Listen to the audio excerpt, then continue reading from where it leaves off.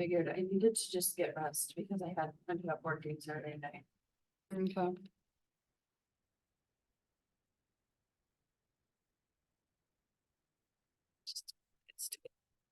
Don't hit end. Okay. So then, yeah, if you want to pause it, you just go up here. Well, the sidewalk went in, like a pump out. Little gap went in with the pump out. I thought it was gonna be wider. It's a foot wider than it was originally planned to be. I thought it was- Cause I said, Hand truck on it, right? cause I said I could not keep a hand truck in 3 feet, No. make the turn on ice. Well, I thought it was gonna be a lot Stop wider. drinking so early.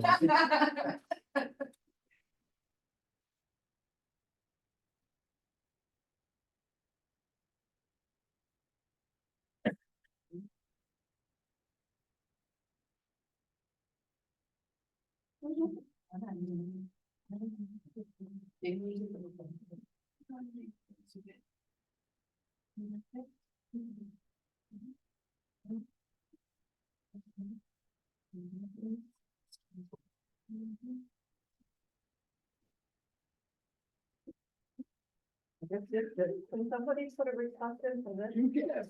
Everybody can fill out one of the forms. They're equal opportunity forms. All he needs to do is get some spray adhesive and a clamp and just glue it on there. Who do I talk to about this? There's a form that you can fill out and give to, seriously, Okay. there is a form you can fill out and give Yeah. to, leave in the clerk office now. That's a And file folder. Put it in yeah, there's the- a folder there where they can grab it and then they can get it done. You be have been to amazed to see what on your end too, right? Yeah, It's been working. right here in the middle between Ron and I. Yeah, we're like 2 for 2 so far. 3, I had one. No, I put in You 3. did one too? I did one. So first, and two of my 3 were done. Yours was done, Patrick. So, yeah. Okay. Good evening, George. George, right? Correct. Good evening. Good evening to everyone. I've always been pretty good. Are we all ready for tomorrow? With all the snow?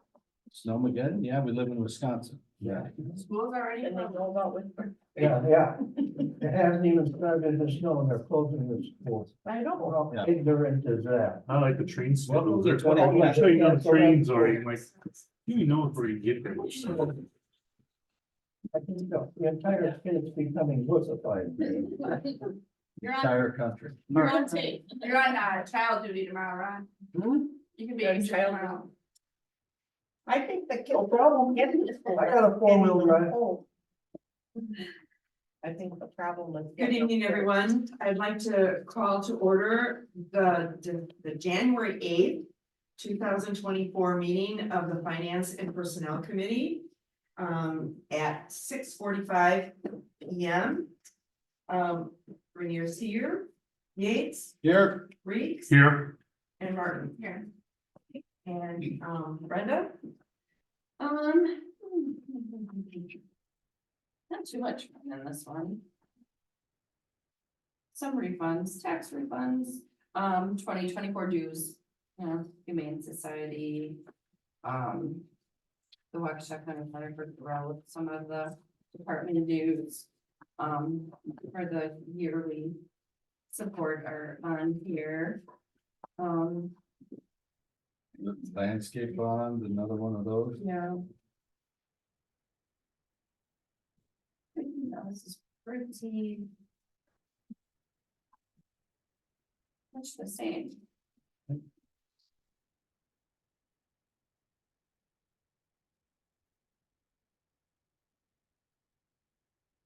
Similar.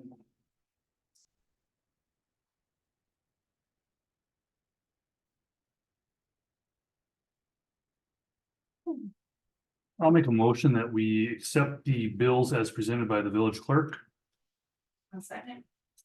Motion was made and it's seconded to accept the bills as presented by the village clerk. Any more discussion? All in favor? Aye. Aye. Anyone opposed? Okay, motion carries. Before we end this, I just wanted to let everybody know on the personnel committee that we did find the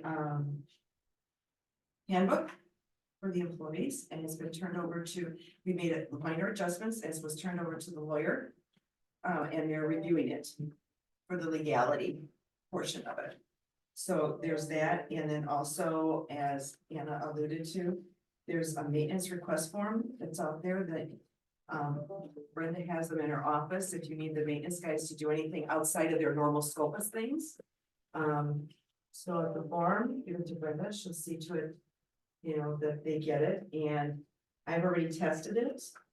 I've had 2 requests which have been completed. Brenda did one, it was completed. Patrick did one, it was completed, so it's working. It's a paper trail. That's what I was thinking of, a paper trail. So just to let everybody know it's out there, okay? I entertain a motion to adjourn. Motion to adjourn. I'll second. There's been a motion to adjourn, and seconded, all in favor? Aye. Motion adjourned, you're done. Oh, thank you. I wasn't paying attention to the time. Someone gave me the number when they. And they signed it in their name. Trustee Reese, given us a deadline, so we need to get right up. Good evening, everyone. I would like to call the Village of Lannon Village Board meeting to order on January 8th, 2024 at 7 p.m. Please rise for the pledge of allegiance. Make sure your phones are off, remove your headgear.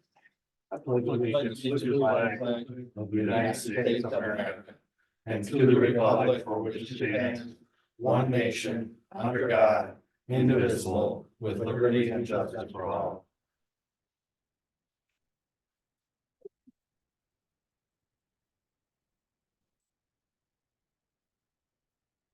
Roll call. Kelly Roby, here, Premiere, here, Lake, here, Martin, here, Nellis. Here. Reed, Here. Yates. Here, All present, statement of public notice. has been posted. Item 5, discussion of possible action on the reading correction and approval of the minutes from the 12/11/23 Village Board meeting.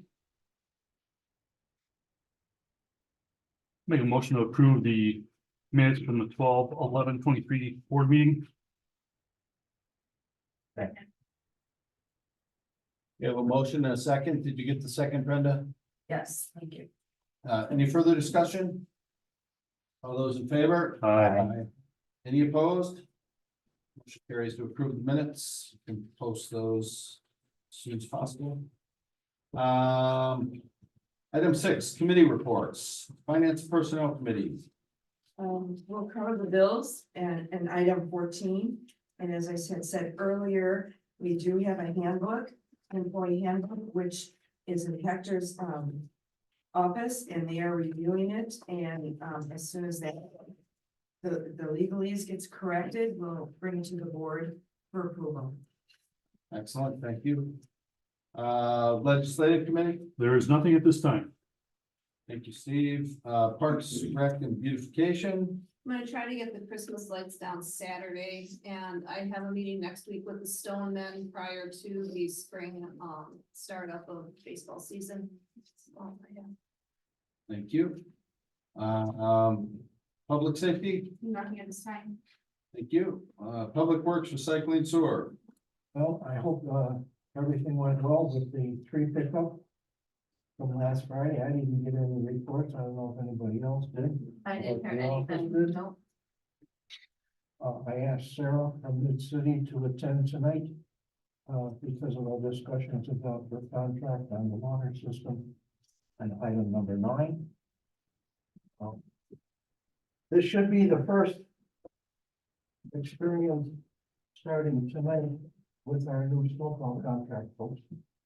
And this week, should be a test as to whether or not they can be consistently good. So if anyone hears of anything, please let me know that we can get in contact with them, especially you, Anna, with the front of the The complex boulevard. there, yeah. At least we won't have to worry about the buses. Also, we're talking now about the upgrades to Lannon Estates. There's some conflict as far as what the, new generators are supposed to be and what they will be. How big they're gonna be. Some repairs to the, facility over there to make that easier to get in and out of. And some electrical upgrades also over there.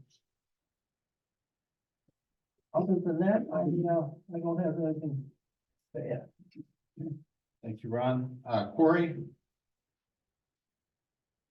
Something at this time. Okay, thank you. Welcome aboard. She's not here.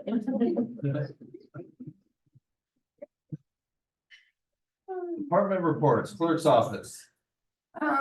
We had, 14 poll papers for the spring election.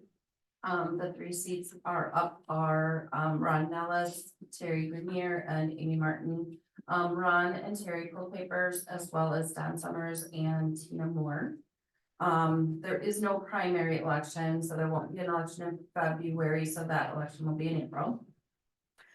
We are working on getting utility bills out this week, on my second go around with the, print out and the accounting, of those accounts. Nicole's gonna look at it tomorrow, and then we will pass it on to you, Patrick. Terry, yeah. And yep, and you guys can take a look at it, and then once, we get final approval on that, we're waiting on a couple other, meters. And then we'll get that entered and get them printed and sent by them, hopefully by the end of the week or early next week, so. So if that's a chronic problem with the meters that don't get read, is that something that we need to address as a repair? I or- feel like if we keep having that issue with the same meter over and over, then we should just install a cellular one and move on. And that's just the transponder, right? So Right, it's not like a right, whole it's not meter the whole swap meter out, thing, right? it's just the transponder. Okay, thank you, Brenda. Police department? The monthly activity is online. The radar signs that we got last year are put up. They're on Lannon Road, in the 7500 block and in the 6900 block. As you enter the village from both directions. All observations are so far that they're working well. Traffic is definitely slowing down. I have not issued any citations to anyone who's passing those signs at high speed. They're all slowing down. So that's good. What is the, flashing sign at night? Is that a flashing light? There was a period where we didn't have a cellular connection for those signs, and that was the default, what the signs get, but they're working correctly now. So it's like it blinks when the sensor's going, but then it wasn't kicking up the numbers. Picking up the numbers. And then, the full-time officer, will start this coming Sunday. That was approved in, as a budgetary item. It's going to be Lieutenant Amanda Lang. She's starting this Sunday. In consulting with the village attorney, because of the newness of the full-time position, I'm requesting that the board take official action, and I request a vote on that, just to make sure. Yeah, I'll make a motion that, that we ratify the approval of Lieutenant Lang changing her hours to full-time as discussed and approved in our budgetary process. I'll second. We have a motion and a second. Any other discussion? All those in favor? Aye. Any opposed? Motion carries. Thank you, chief. Is there anything else? No. Citizens' comments. This is meant for public comment on any subject without any discussion by board or trustee members or action except for possible referral to a governmental body or village agent. Do we have any citizen comments tonight? No? Okay, well, thank you for coming anyway. Appreciate it. Item 9, discussion and possible action for 2024 mid-city contract.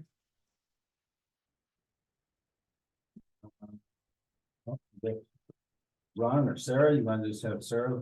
Yeah, Sarah, why don't you run through that for us real quick? Sure, so, contract is, there's 2 different options in there, I guess. Through 2023, we were visiting the well stations 5 days a week. Part of that was all the upgrades that were going on, we were having communications issues. We now have alarm dialers that are functional at, each well station, so Whispering Ridge is, through Spectrum. Land and Estates is cellular, so even if somebody were to take out phone lines, I had done last week. And one goes down, the other one will still work, so it's not dependent, on the same service. We test those once a week. When we have had issues, we've gotten calls immediately and been able to respond. So, when I asked about putting the contract together this year, in my opinion, we could go down to 3 days a week, just because I have, full faith in the fact that we're getting called out when there are issues going on. And, so just from a cost saving standpoint, that we don't need to come out 5 days a week. And I think Ron had requested that you provide us some options for a 3-day and a 5-day-a-week option for us to look at, and it looks like you've done that. So I don't know if everybody noticed that in your, Yeah. $1,100 difference, big difference. yeah, Nice difference. yeah, It'll pretty significant. it'll be cost helpful savings. when budget time is around, Right, so. well, that's the benefit of having an operational SCADA and alarm dialers, and I think, you know, there's some more work that'll be getting done to some of this to kind of bolster that up too in the future, but. Yeah, we've got some upgrades that have to be done at both locations, so hopefully we can get that done this year. I would make a recommendation that we accept the new Mid-City Corporation contract for the year 24 at the 3 visits per week.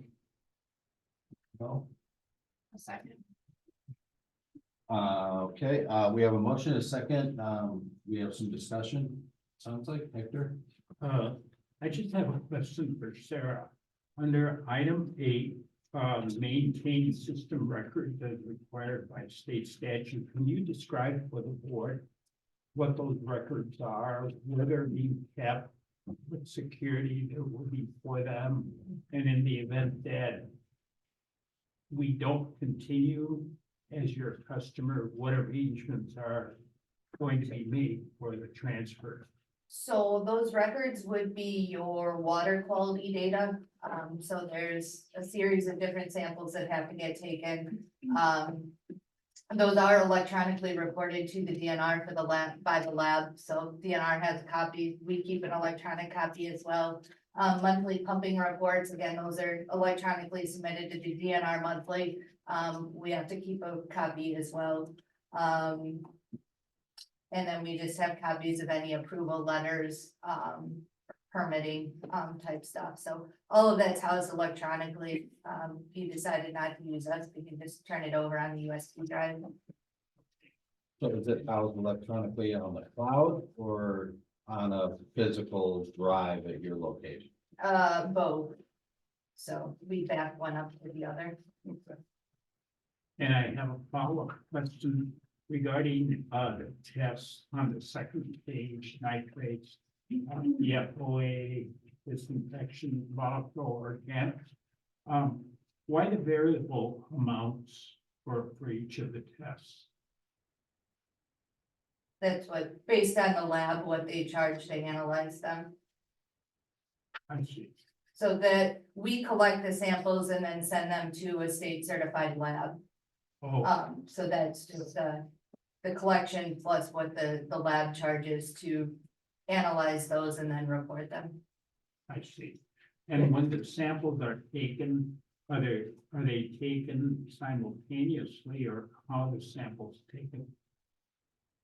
It depends on what sample it is and what's required by the department. So, for instance, like VOC is the volatile organics are a series of, I believe it's like 7 vials that all have to get taken at the same time.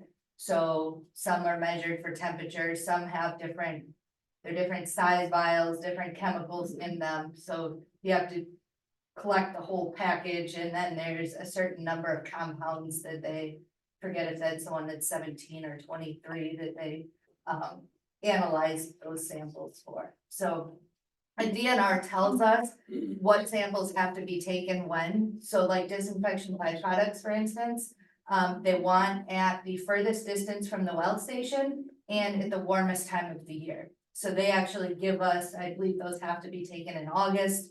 And they tell us exactly what location they have to be sampled at. So we actually have an approved sample location list. That for each one of those samples, there's a specific location and a specific time that we're required to sample it.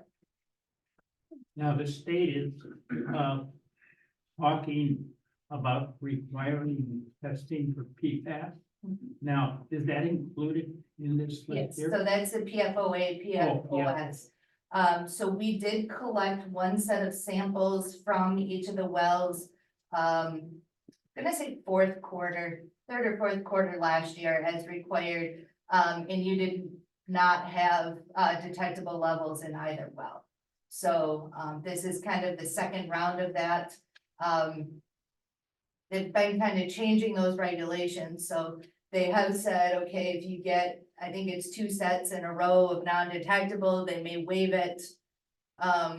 May waive future sampling for 3 years, but because of the regulation change that keeps occurring, we have to start that sampling regimen over every time a level is changed. So what ended up happening with the PFOAs and PFOS was a lot of the states said, hey, the federal government's not acting fast enough to get a regulation in place. So the states set a limit.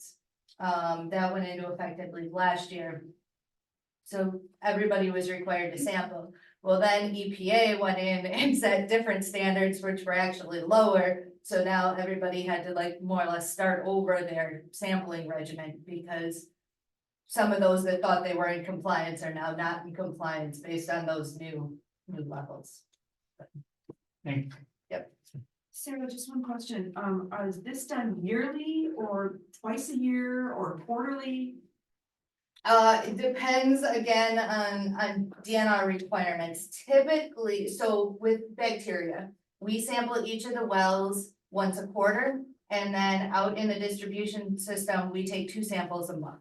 So that's a set, as long as there's no detectable bacteria present, that sampling schedule will continue. All the others are based on whether you have detectable levels or not. So if you have a detection, then they go to more frequent sampling. If you have a series of samples in a row that show that there's not something present, then they stretch that out and typically it goes to a 3-year sampling interval. Okay. Thank you. One last follow-up question from me.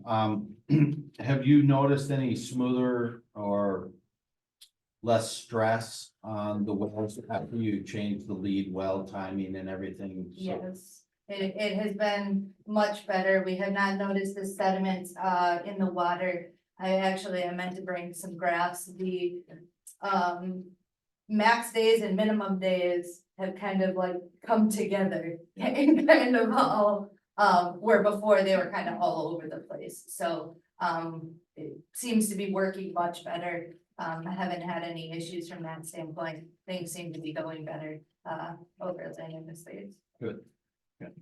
Any other questions or comments?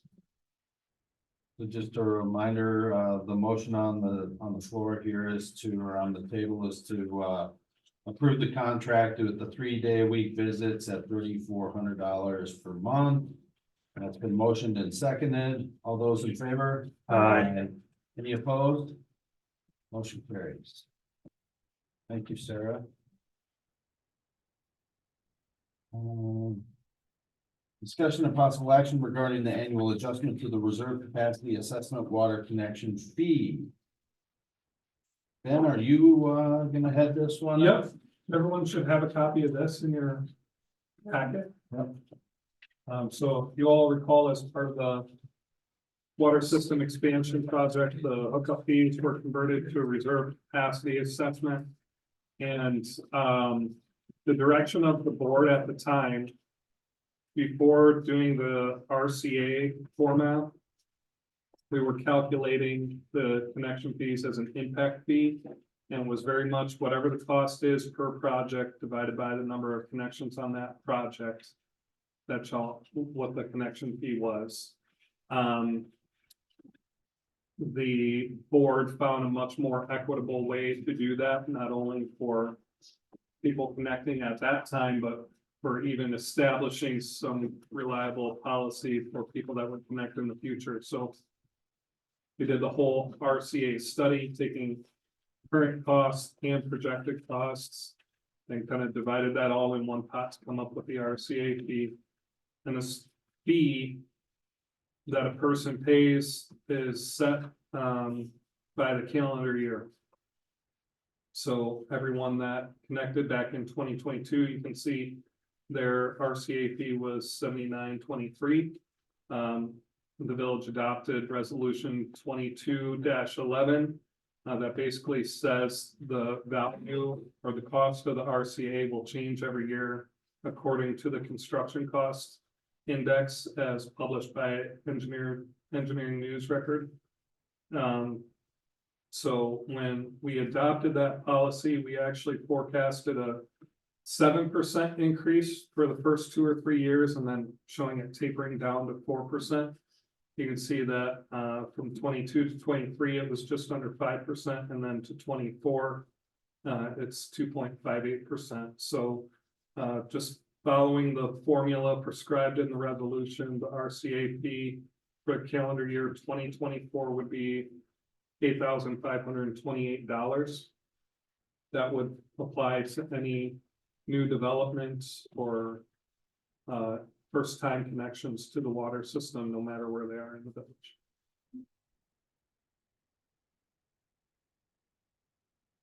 I have a motion to. I'll make a motion, we approve the annual adjustment for the reserve capacity assessment for the water connection fee.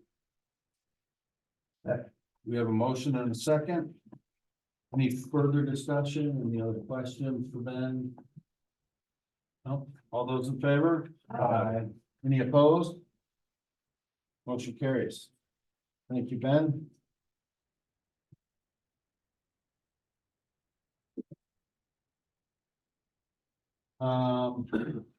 Item number 11, discussion and possible action on any updates regarding the sale of the village-owned lot on West Good Hope Road. So I believe Hector will probably drive this, and I believe we had a handout here on our desk of an easement draft. If someone needs one, I have a couple of them. I'll take one.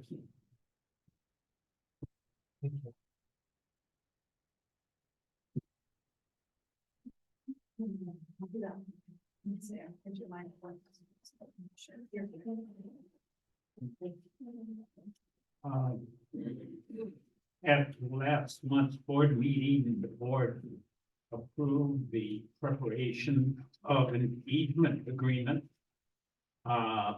by Strand, and our office. Strand was supposed to and did go out and survey the location of the driveway, which overlaps the corner, the northeast corner of the village lot.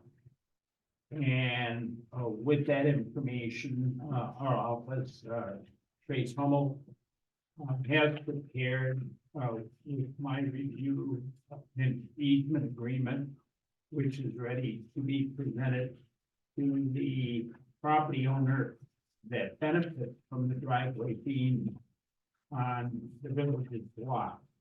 I would be looking for any questions that you might have about this, and for a motion approving the granting of the easement, asking our office to transmit this to the Joneses to seek their signing of the document so that we can proceed to record it. We have not had any contact with the Joneses since before the last board meeting.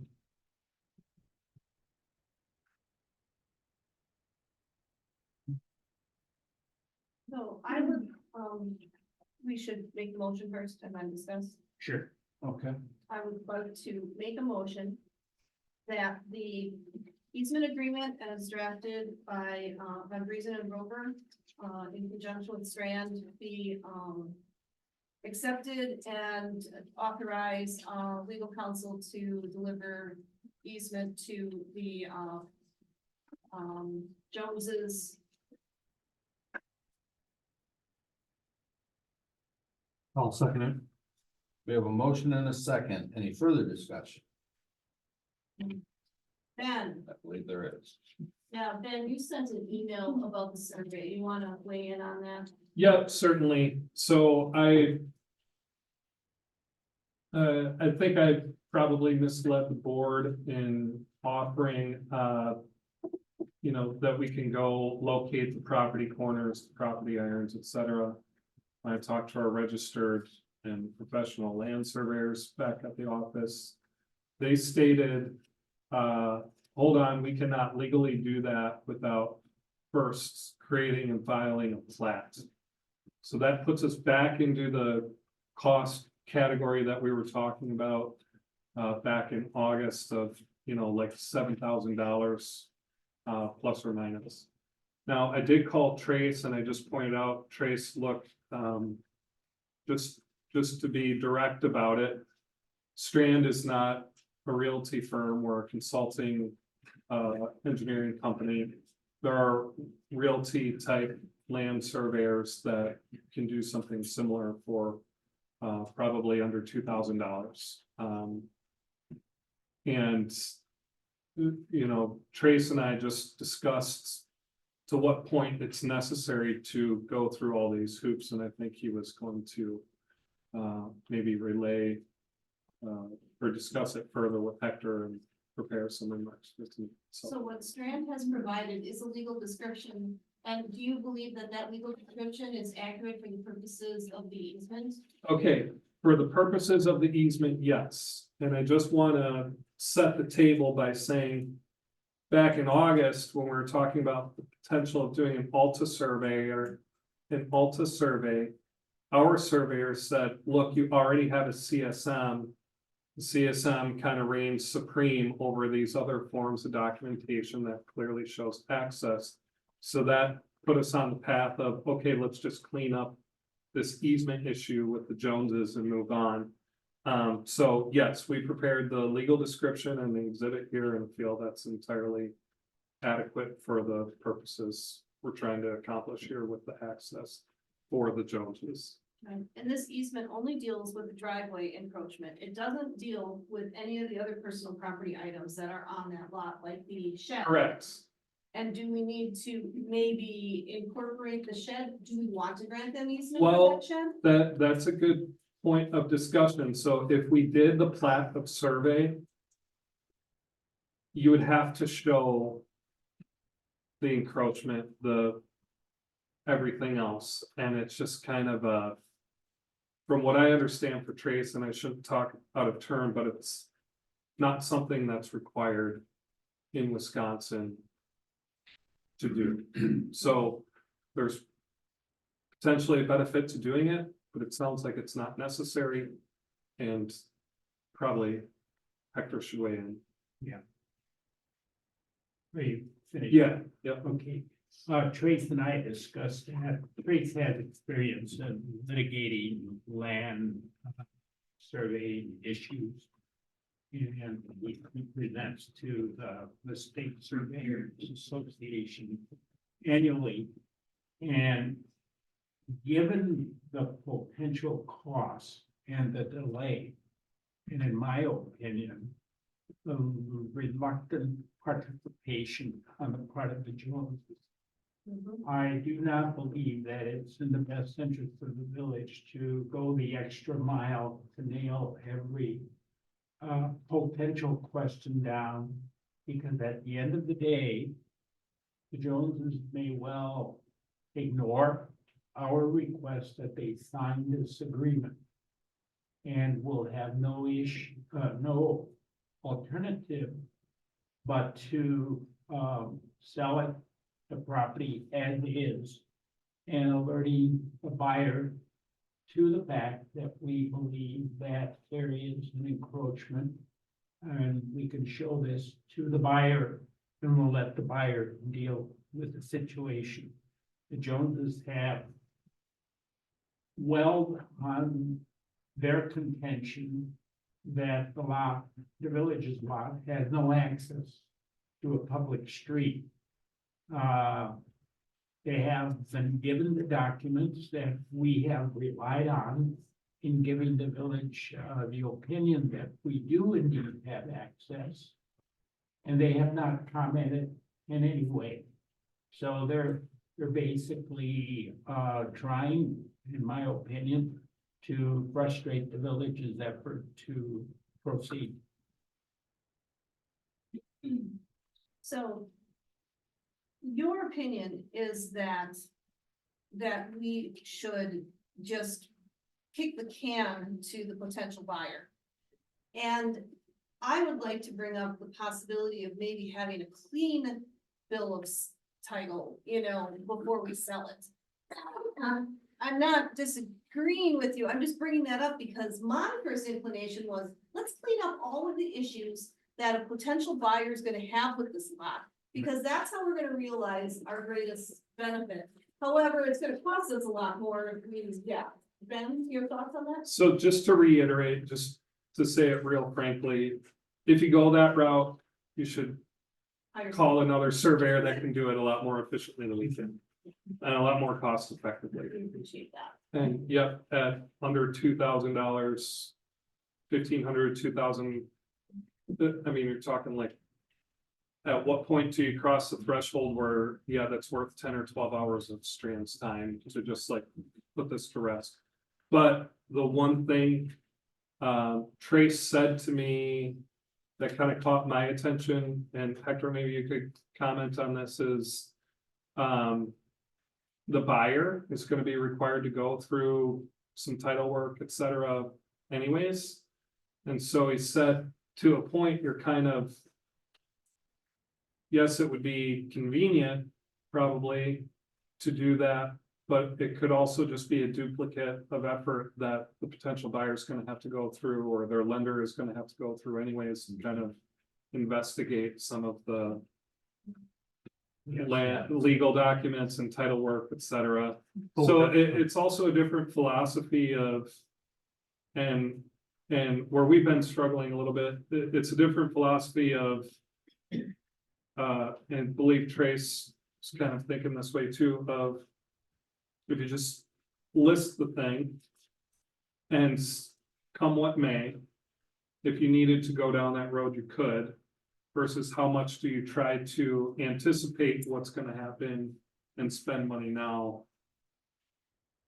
to try to ward that off. So when you say list of things, I'm going back to the non-permanent structure that's built on the lot line. Do we disclose that? I mean, is that as simple as a owner disclosure at the time of the listing, that we are aware that there are encroachments to this lot, and that's all we have to do, and then leave it for the buyer to figure out if it bothers them or not? Or should we tell the Joneses, we are making note of the fact that you have built things on someone else's land? I mean, I kind of feel like it's our obligation to put that out there to them. I know it'll just antagonize them more, Sure. but I want to just cover the bases though.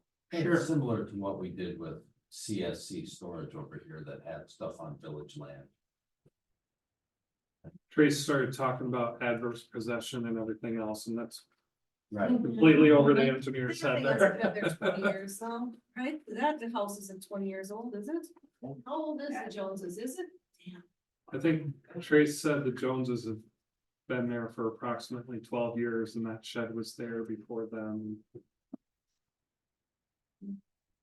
And it's just some murkiness around that. I think Hector's suggestion is that by the preparation of this easement, presentation of it to the Joneses, to see if they're willing to sign the easement agreement will certainly make things easier, but should they choose to not respond, we've kind of served this up on a platter as best we can, ready for sale. We sell it as is, we present it as such, we openly share all of our findings with them, and then it's buyer beware, right? The buyer can choose what they want to do. And if they wanna take this on, and make issues out of something or not, that's really up to them. Do you think by doing that, that would deter a lot of potential buyers?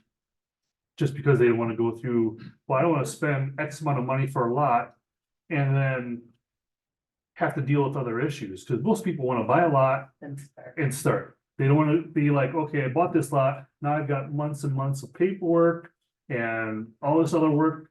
Find out if I can build what I want with where I want, because this other structure might be here and they may or may not move it, and we have this easement, we like. It may just gum up things where we're sitting on a lot that doesn't sell for, I don't know how long. I mean, I could be completely wrong, but I'm just trying to think of, other alternatives of, what's the best way to go about, this whole situation. We've had this lot for so long too. And True. all of a sudden now we decide to sell it, we're running into problems. Again, buyer beware. We just close everything that we know. And if we don't have a buyer, we keep it. I mean, we've had it. There's no, Yeah. not costing us any of the dollars. We're just looking to dump it and get some money off of it. So if we can't sell it, Aren't you paying taxes on the land? No, we don't pay taxes No, on no, the we land, don't. but it's a lost development. I mean, somebody who buys it is going to pay not only the cost of the land, but the improvements they put on it, so. It's an opportunity cost. basically. The mindset that we started out with was, let's try to maximize the price for the village and deliver as clean a lot as we can. Yeah. Unfortunately, we've not had the anticipated level of cooperation you would think you would get, when in fact the folks are being basically offered the opportunity to leave things as they are. I am not speaking to the storage structure. That's something that's up in the air.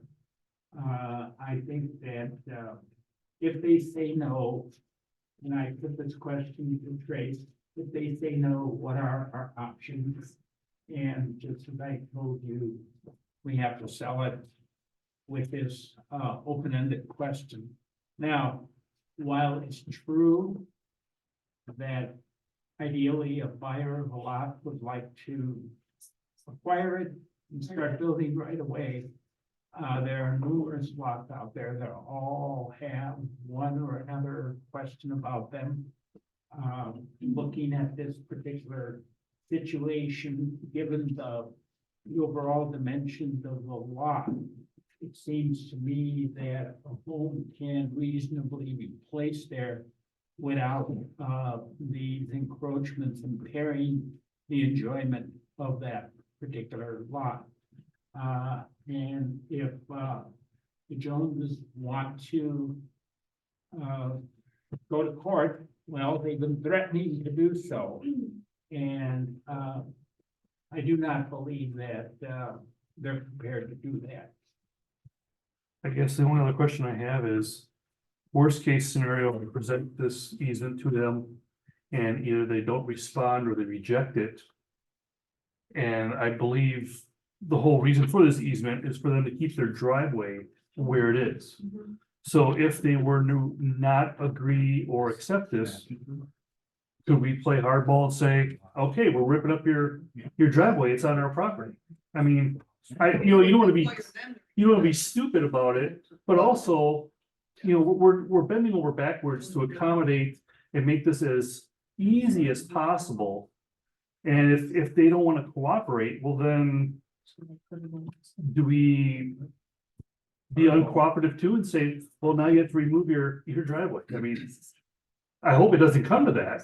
Well, I don't think we're in a position to evaluate Yes. the pros and the cons Right. at this point in time. I think we should just proceed one step at a time, Okay. because the reservation that I've had in the back of my mind is this an optimal time to sell this lot, given the lending rates that are Mhm. out there? Now, they came out with a figure that inflation for this year was 3.4, at least last month. They're projecting that inflation is gonna be 3% a year from now. How that's gonna impact the real estate market, nobody knows, but the reality is that this lot is located in a community that's situated in a very appropriate and convenient location. And it's transforming itself every day into more of a residential community. And eventually will lose its separate identity as an industrial community because the residences are taking over. And so I think that time is on the side of the village. The only thing I want to add on the second whereas on page 2, the address needs to be changed there.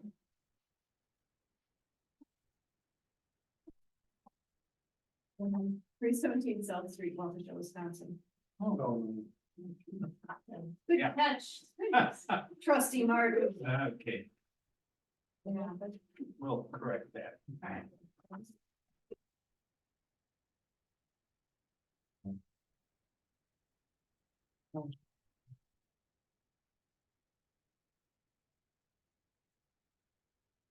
great. Somebody gets a demerit. 10 points from Gryffindor. He's in the Hummel. All right. Yeah. All right, so. We have a motion and a second. Do we have any other discussion? So just a reminder, the motion is to move forward with the presentation of the easement after corrections to the Joneses. All those in favor? Aye. Any opposed? Motion carries. Item 12. Similar in nature, discussion of possible action regarding the possible donation of parcel LANV 0072995. Adjacent to the existing village right of way at the intersection of Bay Street and Hemlock Lane to the village of Lannon. So this was similar, somebody reached out to Brenda. She was left the property, I believe, as part of an estate.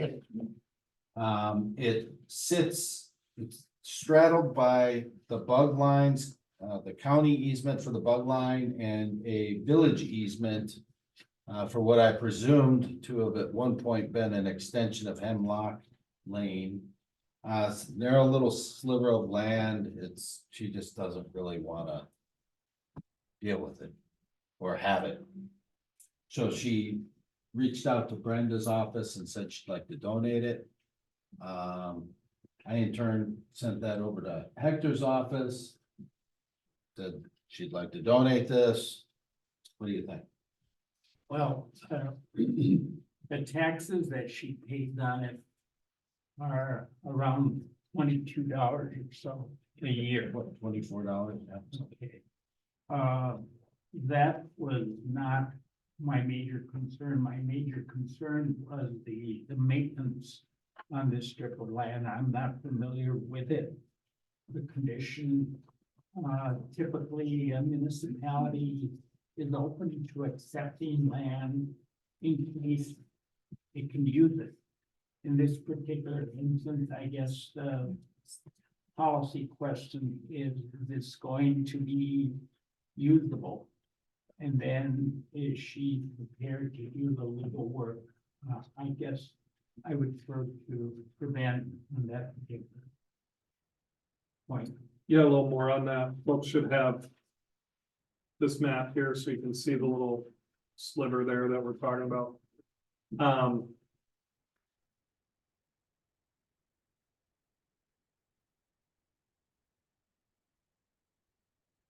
The part of this is with the village's fire protection fee policy. That gets charged to every parcel in the village, the $9 and whatever it is per quarter. $20, How much 20 something. for the fire protection fee per quarter? So that's more, that's just like. Okay, 20 some dollars a year in taxes, but now another $20 a quarter for this fire protection fee. There was once discussion that, the person with the private lot to the south of all this, okay? The large wooded lot. They're interested in. They represent that they're interested in building a house back there at some point. There was a thought that. You know, if the village no longer needs this hemlock right away. The village could take this and turn around and. Do something to get it to the private lot and just have it be their private access way. Or maybe split some of the right of way between them and the neighbor, something to that effect. But that's my really roundabout way of saying, no, it's of no use to the village. But right now, as it stands, it's a legal non-conforming lot. Etc. I think the only other option for this. Individual would be to. You know, maybe sign it over to a neighbor or something to that effect, but. Haven't really put much thought into that as an option. Just thought if it was kind of aligns with the hemlock. Right of way there, and if it gets joined to it, and then it could be transferred to a neighbor if they want to develop. It just seemed like a logical. So why was the right of way put in and why would we not need it now? I believe, well, It's part of the railroad system. There was a building back there called the Roundhouse where they made extensions in the 1930s, 1940s. And when they shut down the bug line, of course, they gave some of the land back to the original landowners, which ended up, it was a railroad siding. There was a way station there for weighing the cars that carried the stone. And so that came back to land. And that whole thing, there was a Y in there for turning the engines around, went up towards the park. And a guy by the name of Schneider owned a piece of land in the Y. Which wasn't acceptable at all, but it got given back to him and he donated to Waukesha County Park. So that whole area is all in it. And also then that wooded lot back there, I looked at that and that's mostly wetland. Floodplain. That private lot? And yeah, back in there. So it's gonna be difficult to build something in there right now. So couldn't the legal process be as simple as a quick claim deed? Sorry, Yeah, I was asking the real attorney. yeah, sorry.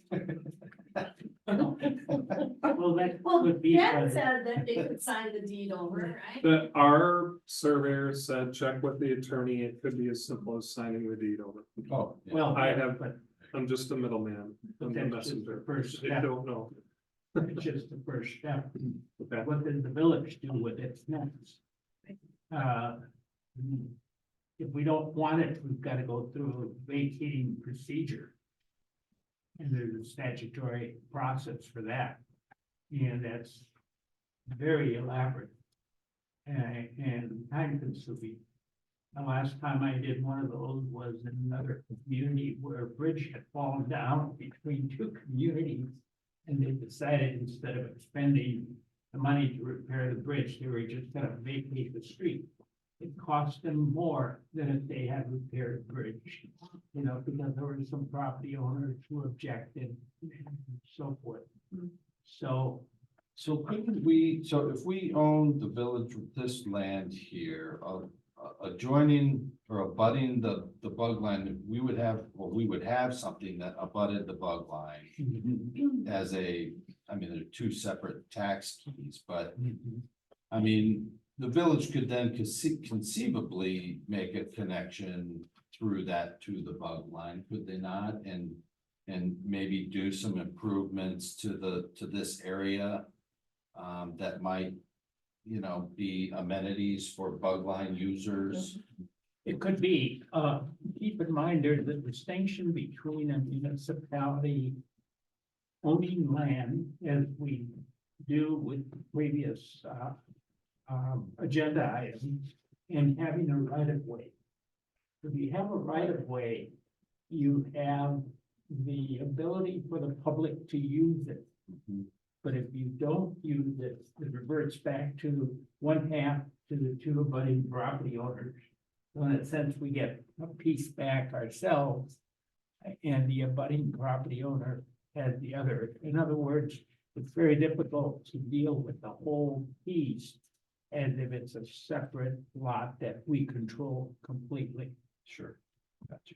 So it sounds like the right of way and this parcel that she wants to abandon, we should approach that private lot owner and see if they want to do what it takes to acquire both of those pieces, and then we don't have to spend any money, and we help the lady out who doesn't want the land. Well, my suggestion would be that the response to the village would be that we appreciate her generosity, but at the same time, we are not prepared to make any decision until she's had the opportunity to talk to the larger property owner. Because from the standpoint of the management of land in that area, it makes more sense for that larger property owner to somehow gain control over the offered property and perhaps the village property. The right of way. So it sounds to me like maybe an appropriate motion might be something along the lines of, authorizing you or your office to prepare a draft, a letter of response to Ms. Schneider, outlining kind of what you indicated here and what her possible options might be. Sure. Would that be an appropriate motion? Yeah. And I think they'd appreciate a phone call. Because it's a situation with the elderly woman with children trying to help her. Their kids are navigate only in this. town for 3 weeks or something like that, right?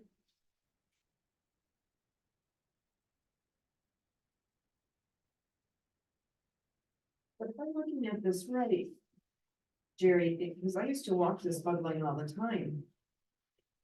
That, if it's a private lot, that's just marsh. I mean, there's nothing there.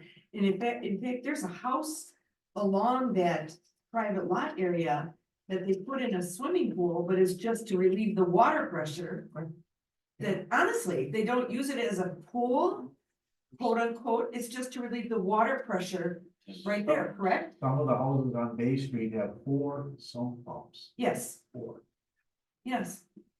because the, 4A on Menominee Park, sheet drains all through there.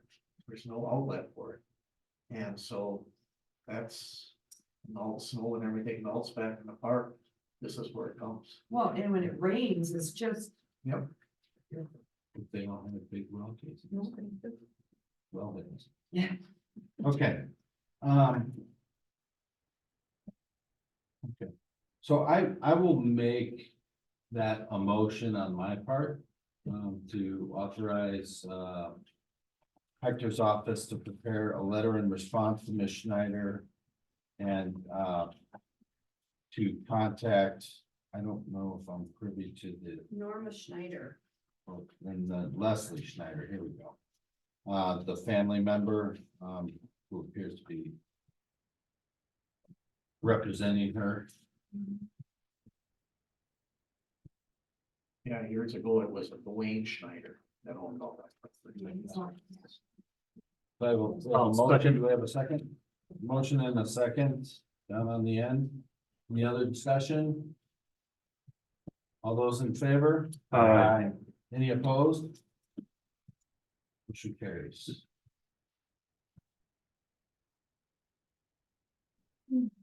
Item 13, discussion of possible action on update regarding the commencement of legal action against properties eligible for award but unconnected to municipal water. So I believe we have a letter here from Hector's office. And Hector, do you want to kind of walk us through where we're at here? Well, we tried to summarize pretty much where we are.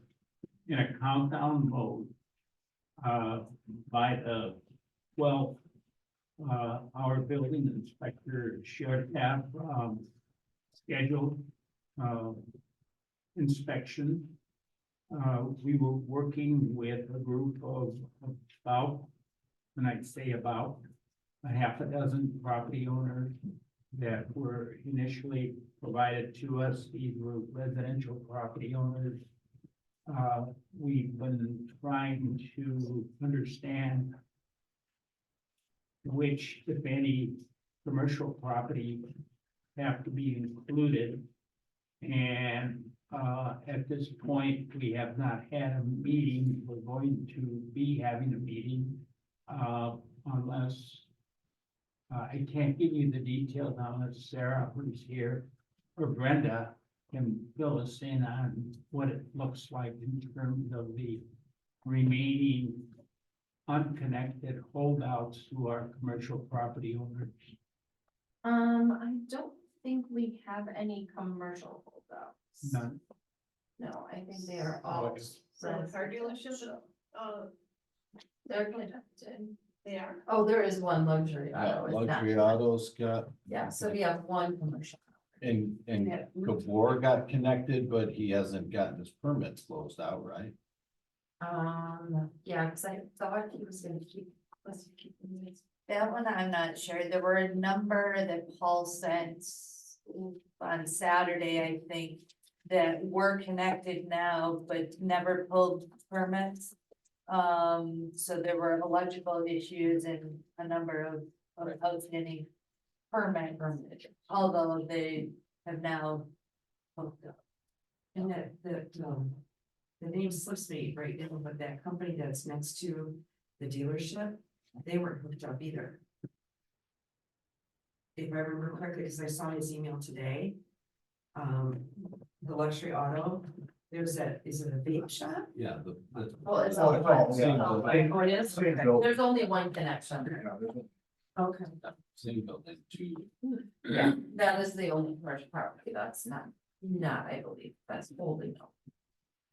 Just so you understand, it's my recommendation that even if these people get connected, we're still going to pursue them for the imposition of a forfeiture. Because otherwise they're being rewarded for being indifferent to what everybody else follows as a regular rule. So, but it's a major step to get them connected, because then it makes it easier for the court. Instead of ordering them to make their homes available, and then we have to mobilize a plumber and so forth. And if there are deficiencies on the premises in the course of the installation, whose fault is it if something goes wrong? So that is one of the reasons why it's imperative that we get as many people connected as possible. That ends my report. Yep, so we do have a small working group that is continuing to work on that, along with, some of the water billing issues as a whole. So we will keep the board updated as we progress through that process. So no action needed on that one. Do we just, want us to just make a motion to table that one for now? Yes. Hector? Yes. I would entertain a motion to table item number 13. So moved. We have a motion Second. and a second. All, any other discussion? All in favor? Aye. Any opposed? Motion carries to table item 13. Number 14, discussion of possible action on payment of the bills. I make a motion that we pay the bills as Brenda presented them earlier. Second. We have a motion and a second. Any other discussion? All those in favor? Aye. Anyone opposed? Motion carries. Item 15, engineer's report. Do you have anything? I have three things. Okay. I'll try to keep it brief. First of all, it actually has to do with Land and Stone Products at their main quarry here on Joe Hill Road. You know, they've been using that new and improved entrance on the east side of the property where their sign and flagpole is for a long time. That vacated or abandoned, no longer used entrance, which is in the middle. They want to close that up. It's my opinion that that was kind of by default included in the approvals that they got, I believe in 2019 to do the new entrance. Their intent was always to abandon the old entrance, but now they're actually ready to go ahead with the work. They want to mill out the entrance and they want to fill in the berm there. And they were asking the village for what an appropriate procedure would be. Note that when they in 2021 did building down there in the quarry that you can't see. It was simply a plan of operation site plan amendment. It was not a full-blown revision of their conditional use, et cetera, et cetera. It was all considered to be ancillary to their approved quarry use and operation. It's my opinion, a similar train of thought applies here, that they've already received approval for moving the entrance and demoing the old one is just kind of ancillary to that. But there's a chance that, you know, the plan commission, for example, might be interested in seeing a landscape plan or something to that effect. So no action needed, just wanted to put that out there on the radar. Anna's, Sheriff Corey and President Yates, if you could provide some direction, follow up after the meeting as a recommended procedure, that would be helpful. Otherwise, it is county right of way and they're applying for, or they're discussing with the county and the requirements they may have in milling out the pavement there. It would be my recommendation that, subject to the county granting the abandonment of that access point, that they come before the plan commission with an amended plan of operation, so we can track this going forward in time. Because otherwise, there'll be a gap there. And they should be forewarned that there may be some aesthetic considerations that may come into play, or safety considerations. I'm not familiar with the immediate area, but they should make it clear to the plan commission what's going to be placed there eventually. Certainly. My next topic has to do with the new well and the well siting study projects. So we put some more effort into exploring an option to interconnect with the village of Sussex. Some may recall in the past, there's been discussions about Menominee Falls. The Great Lakes Compact has a lot to say about that. And it's, for all practical purposes, not at all viable. Dead water, Yeah, dead water. Thank you. When we started this effort of looking for a well site for well number 3, Sussex was initially uninterested in any. They were open to an emergency interconnect only, but no kind of permanent connection. Well, fast forward several months, Sussex has kind of reevaluated their situation and had reached out to them just to double check. And they said, well, actually, each community needs about half of a deep well. Maybe we should look at an option to interconnect so that, you know, we can share that cost, et cetera. Before Christmas, we had a meeting with Ellers, the municipal finance advisor, to talk through costs, et cetera. Now, they had modeled the cost of Landon doing its own well. And my take home from that is Landon can probably afford the capital, but the depreciation that PSC would make you recover through the rates would be pretty significant. In a lot of ways, it's like you have to pay for it twice. You pay for it now and then you start stockpiling by depreciation. So if Sussex were to build that, depreciation wouldn't come into it, for one, and for two, would be recognizing some cost sharing benefits there. So I kind of discuss the technical framework of just, you know, the engineering and construction of it. With Sussex, and it seems like. It has some traction, so. I shared this with President Yates, briefly last week, and. We're going to look at potentially the We Energy site over here at Town Line in Good Hope. As one potential location for a shared well, since that's in the village, Strand is gonna do the evaluation on that site. They have another site on their nature preserve on Good Hope, just west of the tracks. That they're gonna hire their own engineer and evaluate that. We're gonna come back in March and compare notes. If it still makes sense, then they would wanna consider an MOU and maybe start with an emergency interconnect initially that could get built quicker, go through the PSC approvals. And then they would potentially start work on a deep for well if this all is going somewhere. And then they would lead that process, and it's usually about a 2-year process to go from inception to operational well facility. So just wanted everyone to have an update on that.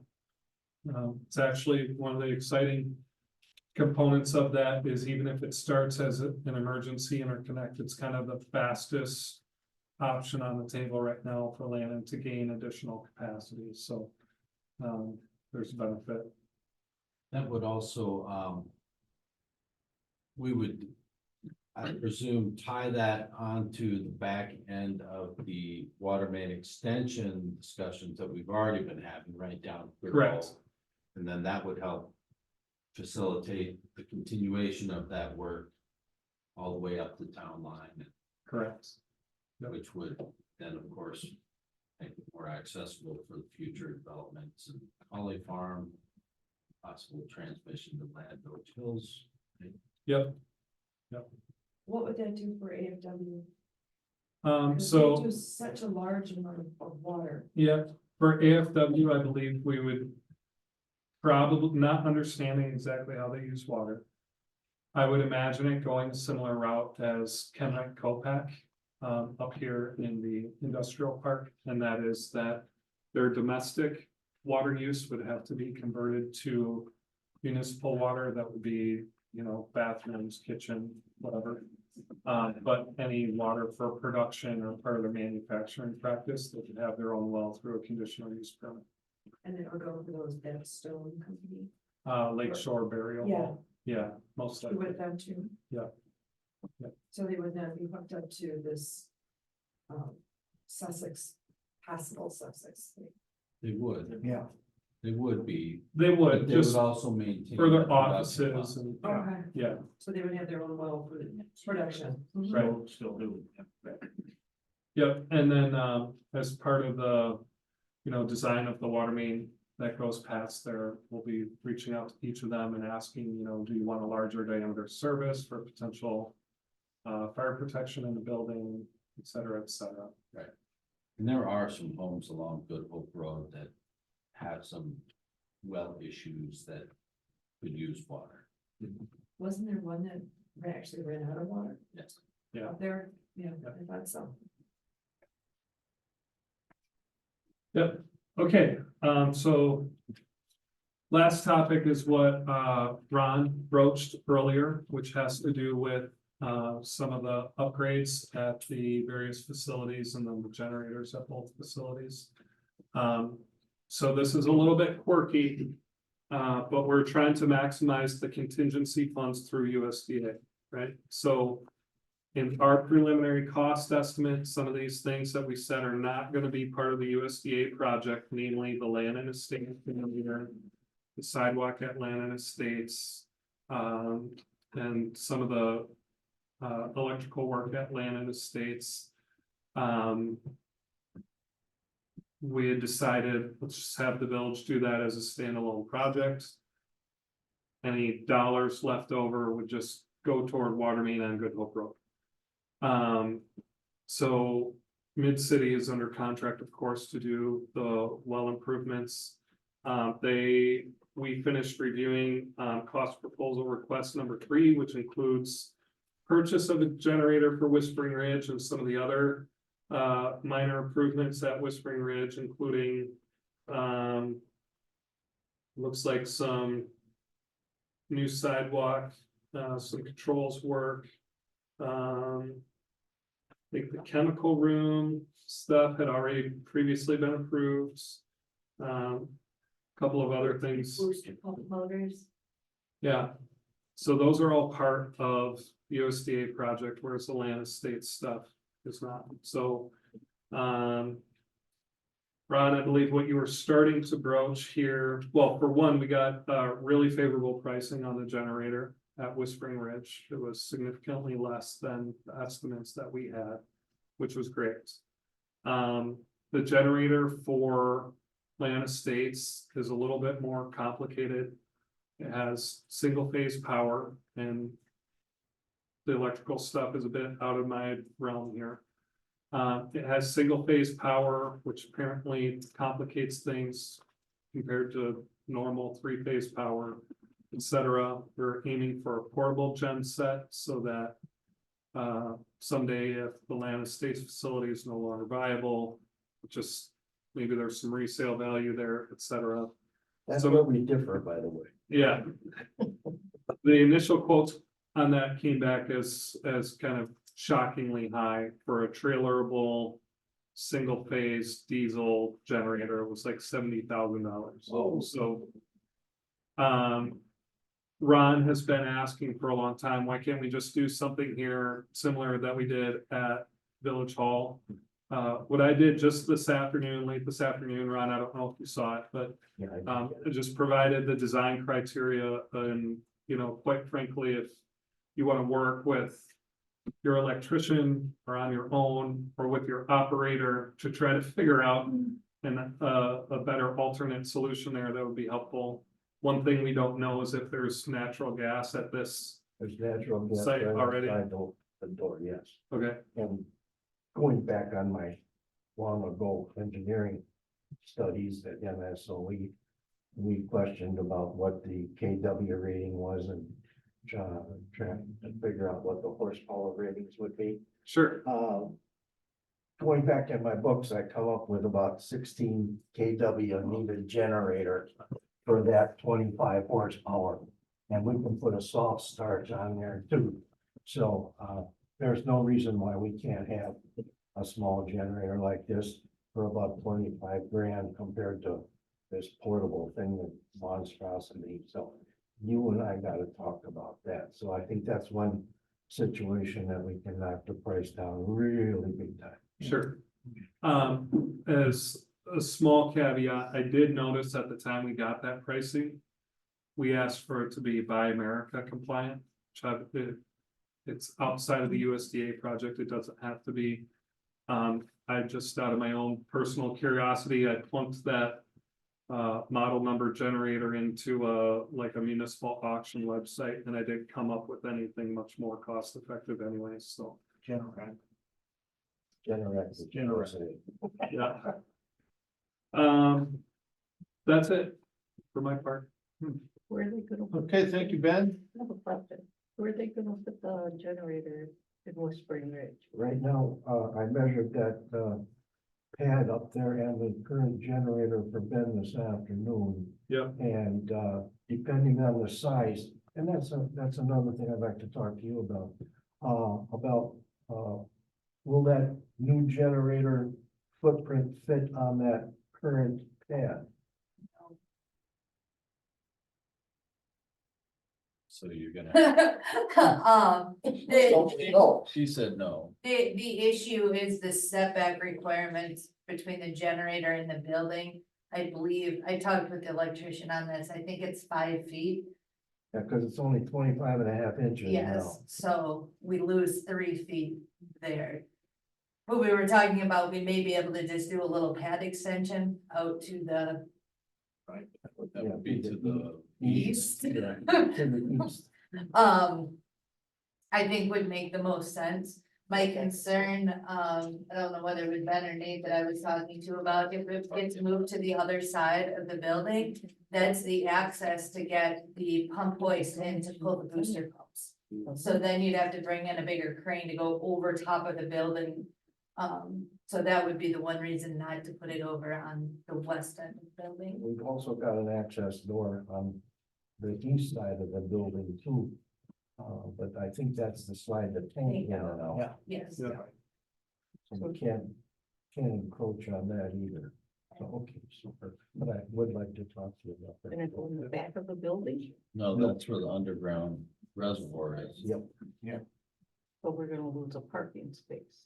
No, well, if we have to go out about 3 feet, you won't You'll still lose be it in that because you'll grass. still be inside that. You could that Put like a landscape retaining area. wall Okay. around the end of it, so. We'll just pull the trees out, that's all. No problem. And then yell at you for not having all your trees. closed down. I know. You heard that. Yeah, sure. You heard that. Okay, That's it for me. all right, attorney's report. I have nothing. President's report, I will abstain. Item number 18, upon a duly made motion to enter into closed session pursuant to Wisconsin State Statute 19.1.851E and 19.851G. May enter into a closed session to deliberate and negotiate the purchase of public properties, the investing in public funds, or to conduct other specified public business whenever competitive or bargaining reasons require closed session. And to confer with legal counsel for the governmental body who is rendering oral or written advice concerning strategy to be adopted by the body with respect to litigation in which it is or is likely to become involved regarding the Custer Lane Lift Station and Force Main Project Contract 1-2021. I'll make a motion to go into closed session. We have a motion, Second. we have a motion and a second to go into closed session. We'll do a roll call vote. Brake, Yes. Ellis. Yes. Calatrava, Roby. Yates, Yes. Blake. Yes. Grenier. Yes. Martin. Yes.